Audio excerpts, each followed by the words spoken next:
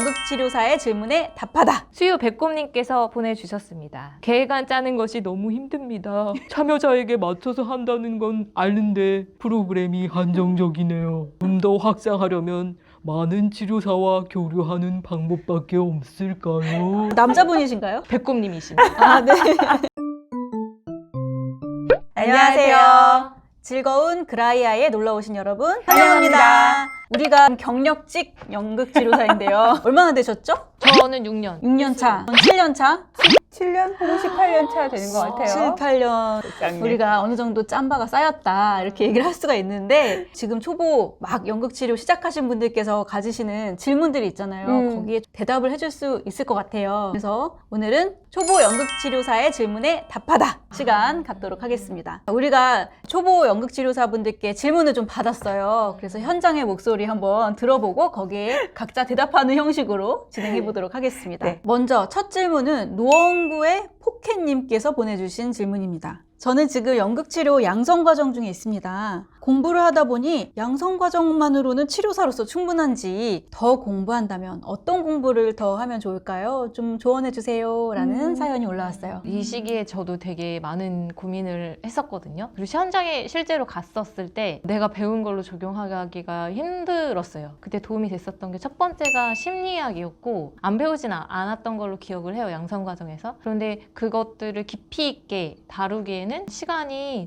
모자라요. 그래서 심리학의 개론이 있고 거기에서 어떤 기법들이 있다라고 하는 것들을 깊이 있게 아는 것들이 첫 번째일 것 같고, 두 번째는 그중에 발달 심리학이 저는 아동을 할 때 굉장히 도움이 많이 됐거든요. 왜냐하면 발달 과정이 아이가 언제 쓰고 기고 하는지부터 언어적인 발달 과정은 언제 또 시작을 하는지 이런 것들을 배워 나갔을 때 어디에 지체되어 있지? 그럼 어떤 걸 더 자극시켜 줘야 되지? 라고 하는 부분들이 발달 심리학을 배웠을 때 굉장히 많이 도움이 됐어요. 그런 거와 관련되어 있는 심리학을 더 많이 접해 보시는 것을 권해 드립니다. 선생님이 아동을 주로 만나서 더 그러신 것 같다는 생각이 들긴 해요. 그렇죠. 심리학에 대한 개론적인 수준의 공부 훑은 다음에 나한테 좀 맞다 혹은 내가 관심이 더 있다라고 생각하는 것들을 강론을 깊이 파고드는 것, 그리고 내가 만나는 주력하는 대상과 관련한 이론적인 공부들, 이런 것들을 좀 보충해 주시면 훨씬 더 편안하게 작업에 임하실 수 있지 않을까 싶습니다. 다음 질문은 수유 백곰님께서 보내주셨습니다. 계획안 짜는 것이 너무 힘듭니다. 참여자에게 맞춰서 한다는 건 아는데 프로그램이 한정적이네요. 좀 더 확장하려면 많은 치료사와 교류하는 방법밖에 없을까요? 남자분이신가요? 백곰님이십니다. 아, 네.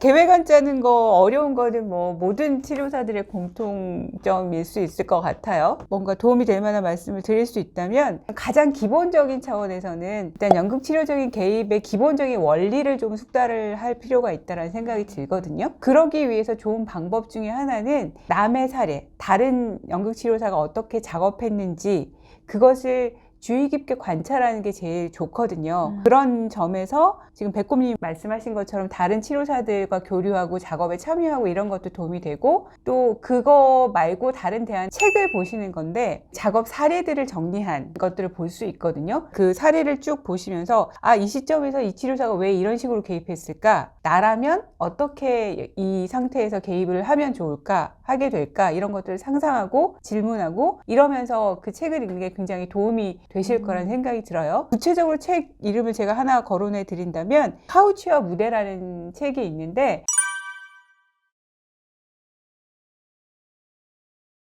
거기에 3명의 대표적인 치료사가 동일한 참여자에게 작업한 3가지 작업 사례들이 글로 정리되어 있는 게 있어요. 그것들을 정밀하게 좀 보시면서 어떤 식으로 다르게 개입하는지, 그리고 어떤 이유로 어떤 목표를 가지고 어떻게 개입했는지 이런 것들을 사례 연구하듯이 공부하실 수도 있다는 생각이 듭니다. 이 책 외에도 다른 작업 사례가 있는 자료들은 다 그렇게 보실 수 있다고 생각이 들고요. 또 시중에 보면 그 연극치료가 굳이 아니더라도 연극적인 어떤 활동들을 활용할 수 있는 자료들 되게 많이 나와 있거든요. 교육연구에서 활용하는 거라든지 아니면 그쵸. 놀이치료에서 하는 거라든지 혹은 미술치료나 다른 예술치료에서 사용하는 방법들이라든지 이런 것들을 참고해서 어떻게 연극적으로 변형할 수 있을지 이런 거를 연구해서 하실 수 있죠. 내가 어떤 식으로 개입하는 게 필요한가라는 원리가 숙달되면 될수록 재료는 사실 사방에 널려 있거든요. 그래서 이미 봤던 프로그램을 내가 모방하는 것도 되게 중요하지만 내가 나의 관점을 가지고 어떤 재료를 갖다가 어떻게 쓸 것인가를 계속 연구하시는 게 되게 중요하죠. 마치 요리에 비견할 수도 있을 것 같아요. 내 입에 맞는 요리 이런 것들을 많이 먹어본 사람 그리고 먹어보면서 이걸 어떻게 조리했을까 연구하고 관심을 갖고 했을 때 자기 스스로 또 다른 요리를 만들 수 있는 것처럼 연극치료에서의 활동도 다 그런 방식으로 새롭게 구성할 수 있다고 생각이 들거든요. 자기의 창조성, 연극적인 창조성을 발휘할 수 있는 기회다라고 여기시고 밑준비들을 차근차근 해나가시길 바랍니다. 다음 질문입니다. 불광동에서 풀양께서 보내주신 질문입니다.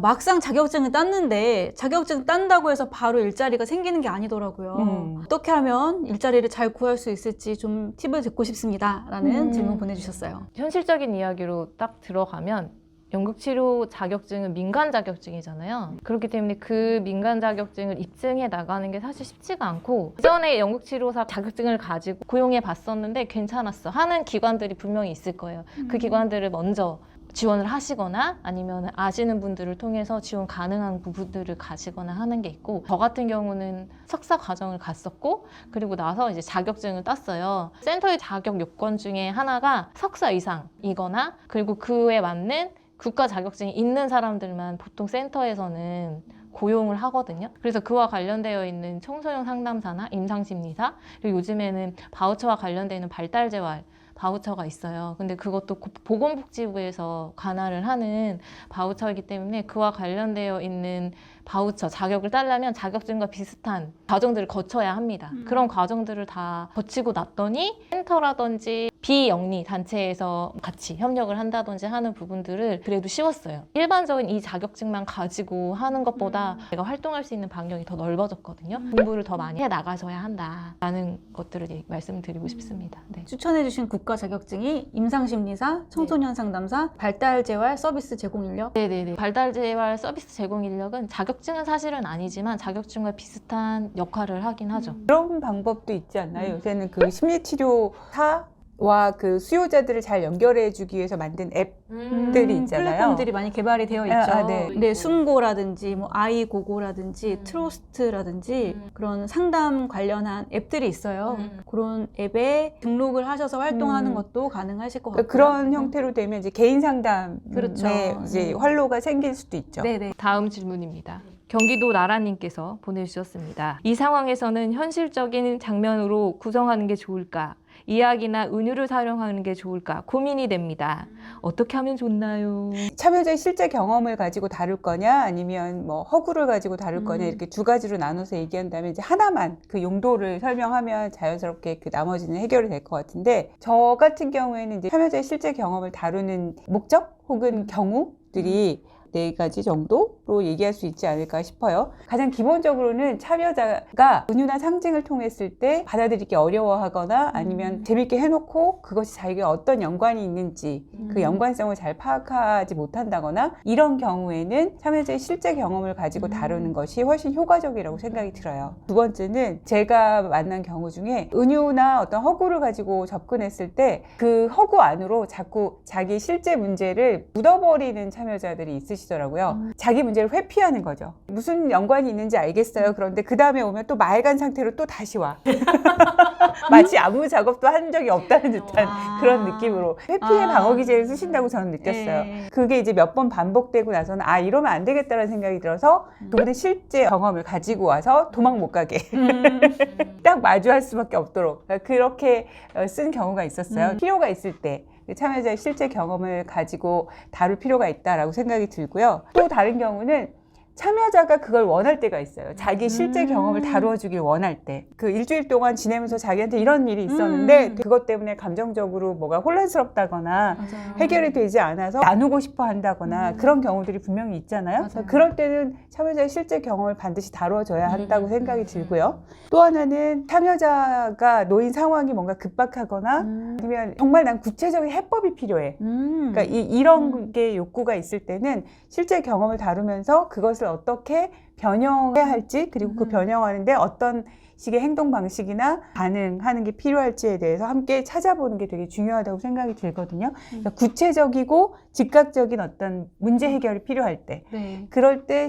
참여자의 실제 경험을 다루는 것이 굉장히 유용할 수 있다, 필요하다 이렇게 얘기를 드릴 수 있고, 그러니까 이런 경우들을 뺀 나머지의 경우에서는 허구적으로 접근해도 무리가 없겠죠. 이 정도의 대답을 드릴 수 있을 것 같네요. 마지막 사연은 뭐냐면 종로구 모모님이 보내주셨어요.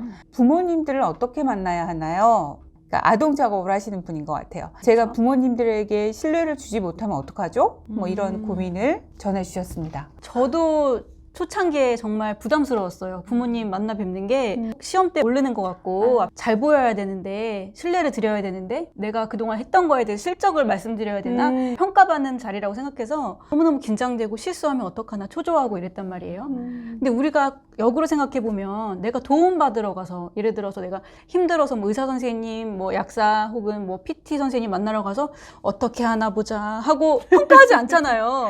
나는 도움을 받고 싶은 거고 같이 의논을 하고 싶은 거니까 그 사람의 입장을 생각해보면 아, 이분은 나한테 도움을 받으러 오신 분이고 나도 치료에서 이분의 또 협력이 필요해. 그쵸. 왜냐하면 제 아이를 잘 키우고 싶어 하는 같은 뜻을 가진 동지니까 나의 정보도 그 사람이 갖고 있는 정보도 서로에게 도움이 되는 정보란 말이에요. 그러면 내가 치료 상황에서 봤던 것들 이야기해 드리면서 또 조언도 구하고 또 가정에서 있었던 일들 들으면서 내가 필요한 부분 또 도움 받을 수도 있고 서로 도움을 주고 받을 수 있는 협력자라고 생각하면 마음이 훨씬 편안하고 같은 편인 거죠. 같은 편이죠. 우리는 팀이니까 우리 서로 힘든 거 나누면서 어떻게 더 잘해 나갈지 한번 도모해보자. 이런 마음으로 만나면 훨씬 편안하고 서로 소통도 잘 되고 실제 하고 있는 치료에서도 많은 도움을 받으실 수 있을 거라고 생각을 합니다. 우리 아이가 왜 그런 것 같아요? 라고 질문하는 경우가 되게 많아요. 그러면 그것들을 다 답하기가 제일 처음엔 되게 쉽지 않거든요. 나도 발견되지 않은 부분이니까. 그때는 사실 엄마가 답을 줘요. 내가 전문가라고 생각해서 초반엔 내가 모든 걸 답해줘야 된다는 부담감 때문에 만나는 거에 대한 두려움이 되게 크거든요. 계속 물어봐야 돼. 결국엔 그 아이의 전문가는 내가 아니고 어머니시니까 내가 감지하지 못하는 정보를 어머니에 솔직하게 말씀을 드리고 아, 제가 배우긴 했는데 아이에 대해서 어머니가 더 많이 아시니까 아이에 대한 정보를 좀 더 주시겠어요? 라고 하고 그 정보를 더 많이 가지고 오셔야 되고요. 두 번째는 내가 모르는 건 솔직하게 말씀드려야 돼요. 그 부분은 저도 좀 더 찾아봐야 될 것 같아요. 배우긴 했는데 제가 지금 기억이 안 나는데 다음에 찾아오시면 그 부분에 대한 답을 자세히 드려도 될까요? 하고 하는 부분에 대해서는 좀 겁먹지 않으시고 솔직하게 얘기하시면 대부분은 이해를 하세요. 아, 이 선생님은 이렇구나. 알고 있는 건 친절하게, 모르겠으면 물어보고 모르는 거와 관련되어서 그래도 모르겠다 하는 거는 슈퍼비전을 하잖아요. 그런 부분에 대해서 말씀을 드리시면은 어머님들은 충분히 이해를 하세요. 아, 선생님보다 더 큰 선생님이 계시고 더 전문가 분이 계세요? 아, 그러시구나. 그분한테 좀 여쭤봐 주세요. 라고 얘기하기 때문에 내가 다 갖춰진 사람으로서 그 사람을 만나야지 하면 실수를 엄청 하더라고요. 그렇지 않습니다. 갖춰지지 않고 이제 내가 나로서 만나 나가긴 하는데 알고 있는 건 전달하는 그 부분에 대해서 조금 더 솔직하게 그리고 자신감을 가지시면 어머니 만나는 게 좀 편하실 것 같다라는 생각은 들어요. 내 편이다. 엄마가 더 전문가다. 그러면서 도움을 구한다. 저한테는 이 두 개가 되게 크게 들렸어요. 오늘은 초보 연극치료사가 가질 만한 질문에 대해서 답해드리는 시간을 가졌는데요. 어떻게 도움이 되셨을지 모르겠습니다. 이거 외에도 다른 질문 사항들이 있으면 댓글로 남겨주시면 저희가 콘텐츠 2탄으로 마련해 볼 생각이니까요. 다른 질문이 있으시면 댓글로 남겨주시면 감사하겠습니다. 오늘은 여기까지 할까요? 우리는 모두 즐거운 그라이아이!